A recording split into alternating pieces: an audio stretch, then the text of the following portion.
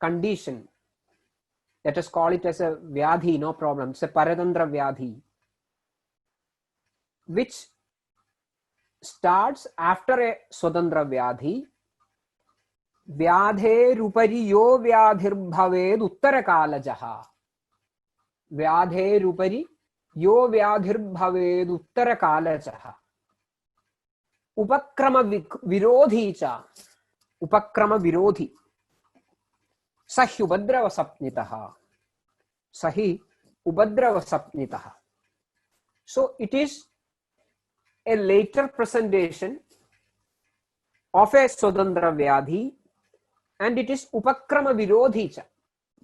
It hinders with the treatment of the main, that first vyadhi. That is the characteristic of a upadrava. Interestingly, Charaka explains this in the context of Vidradhi Chikitsa. In the context of Vidradhi Chikitsa, sorry, Visarpa Chikitsa, not Vidradhi, sorry, Visarpa Chikitsa.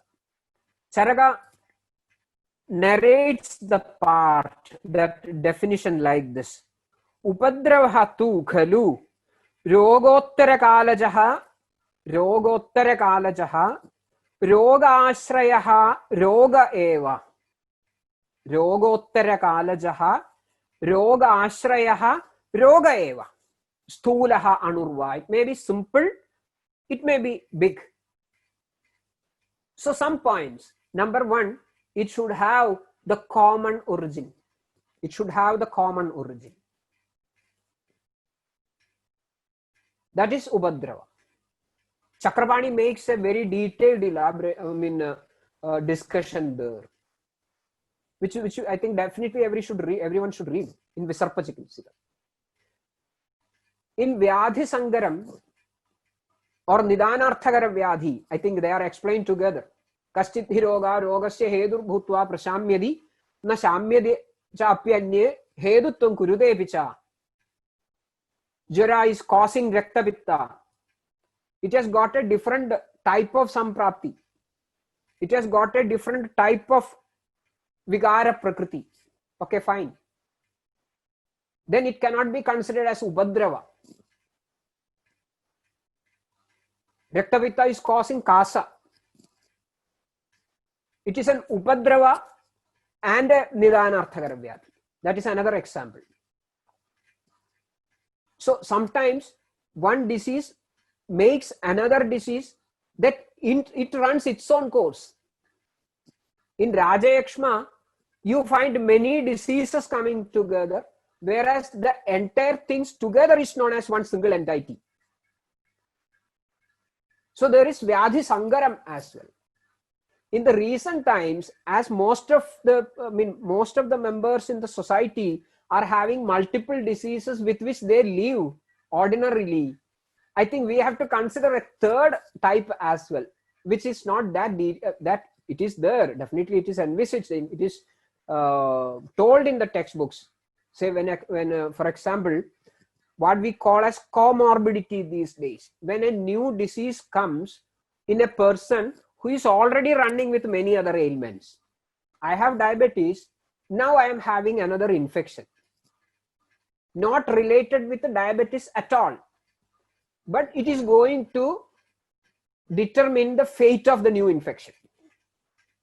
So that is a new thing. In Vidradhi, there it is envisaged. It is told that if this Vidradhi is coming as in a person who is already diabetic, Madhumeha or some other sort of Prameha, then it should be taken care of as taking care of the Prameha as well. So three things. Number one, Nidanarthagara Vyadhi. Then the third one, what I explained, I would like to call it as Vyadhi Sangara more precisely. So Nidanarthagara Vyadhi, Vyadhi Sangara and Upadrava. These three things are to be technically understood. And they should be understood separately. They should not be considered as one and same. in the Upadrava, in most of the situations, you need not treat it independently. Tesham pradhana prashame prashamaha. So you need not attend it separately. You have to keep an eye on it, definitely. Because sometimes, due to the support from some unexpected factors, the Upadrava may become Pidakara Taraha. Upadrava may become Pidakara Taraha. Then you will have to attend the Upadrava first, keeping the Pradhana Vyadhi aside. Sometimes the Pradhana Vyadhi may subside, but the Upadrava may continue. Then you have to give an additional attention to the existing, continuing Upadrava. Whereas in Nidanarthakara, you may be forced to treat them together.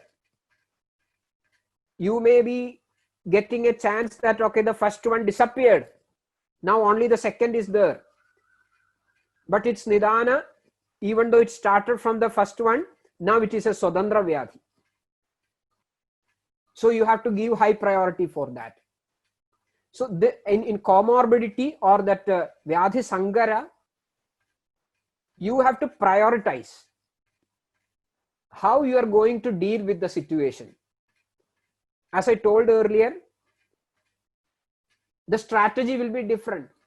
An infection coming on or affecting a person with no comorbidities, and an infection which attacks a person with a lot of comorbidities, the strategy of attending the infection will be different.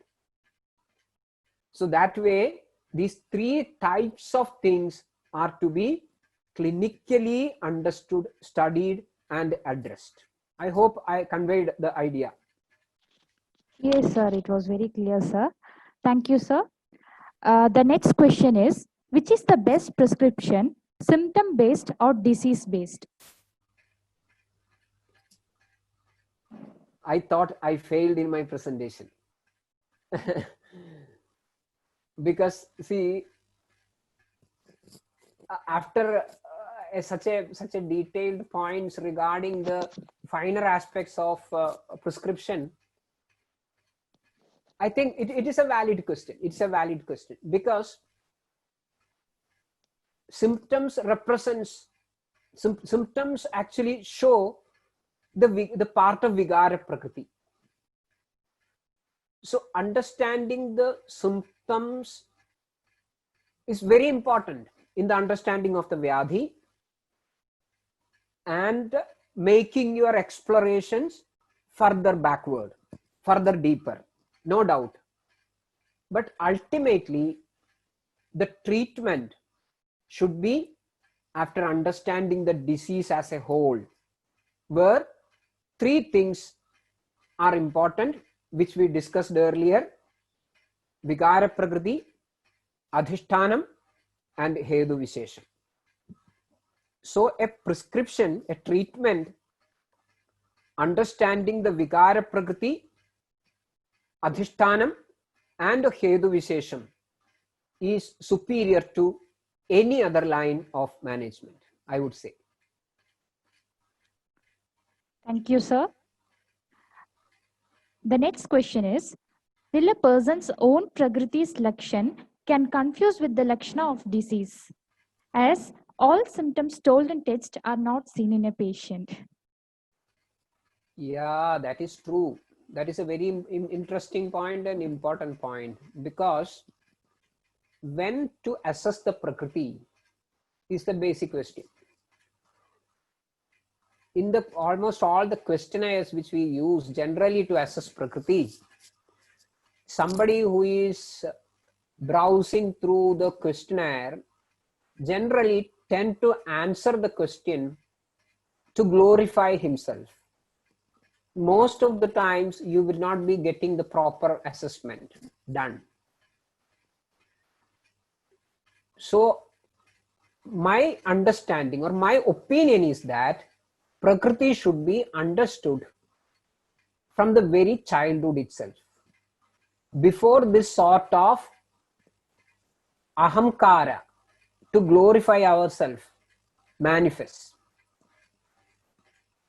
That is why the tool for assessing prakriti in a vikara, in a atura, is given as anushīlanam.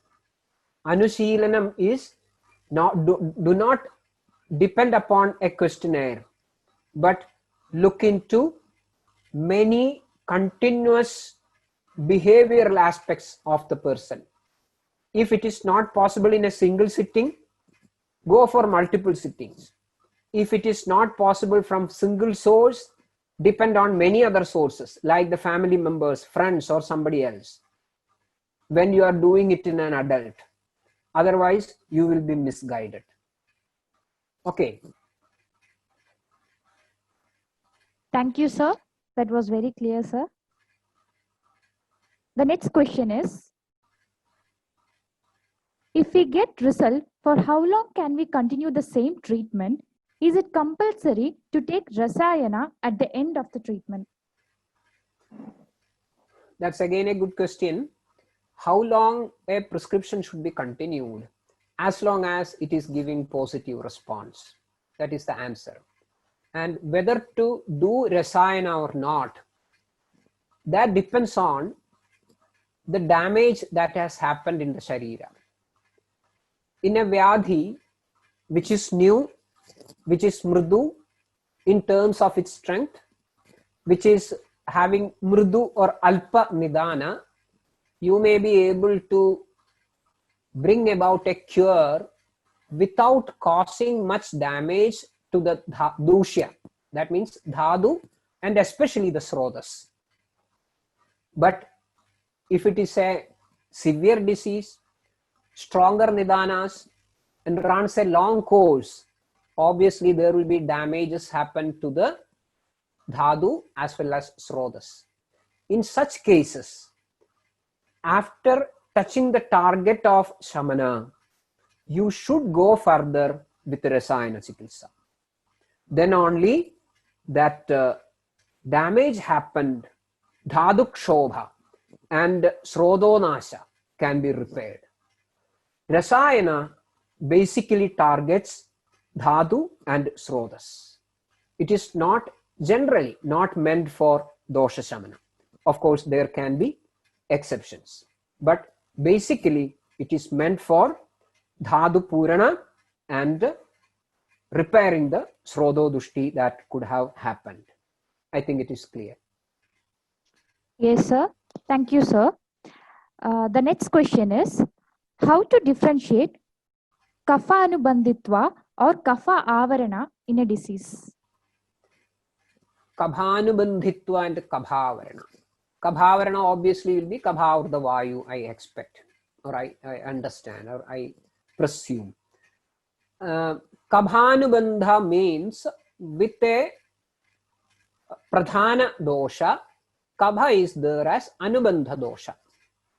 So when you track back for the nidana, there will be nidana for two doshas, the pradhana dosha as well as the anubandha dosha, and the lakshanas will be showing pradhana dosha lakshana as well as anubandha dosha lakshana. Here it was kabha.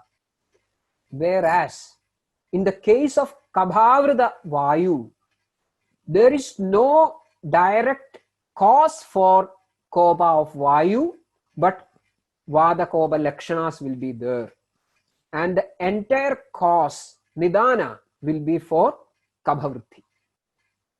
So that way you can make out whether it is a kabhavrita vayu or kabhanubandha vayu. I think it is clear. Yes, sir. It was very clear, sir. There we come to end of our question and answer session, sir. Thank you very much. Thank you very much for that beautiful questions, which Thank I you so much, enjoyed. sir. Yes, sir. Thank you, sir. Thank you very much, sir, for your patient, valuable answers. Now, I request Dr. Adarsh Verma R, Assistant Professor, Department of Shalakya Tantra, Ayurveda College, Coimbatore, to deliver the vote of thanks.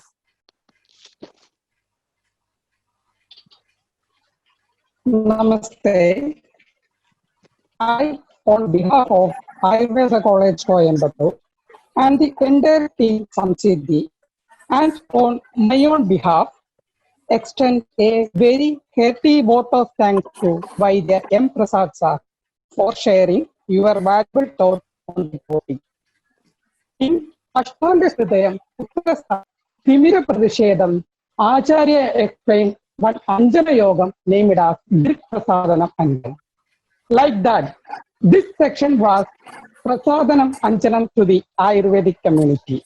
In future also, we are expecting your valuable support and your presence is always great to us. Thank you, sir. So thank you very much. Thank you very much. The Thank entire you very much, team sir. of Samsiddhi and Dr. Sudhir Raj especially for giving me with this opportunity. I do not know how far I was successful in communicating or conveying the ideas which I had conceived, but I hope at least maybe a couple of persons, if they take this concept seriously, definitely that is going to influence their prescribing patterns, and I'm happy. Thank you. Thank you very much, Prasad sir. It was wonderful class, and all the basic points you have touched, and how to do the prescription. What are the things we have to consider while you are prescribing? Everything well explained, sir. Thank you very much. Thank you. Thank you. All the best. Thank you, sir. Thank you so much, sir, for the wonderful session. Attention delegates, please stay tuned for our next interesting session by Dr. Srikanth VM on the topic of understanding clinical utility of Vikara Vikata Bhava Abhava Prativishesha. You can either wait or rejoin the class by 7:30 p.m. I repeat, the delegates can wait or rejoin the class by 7:30 p.m. Thank you.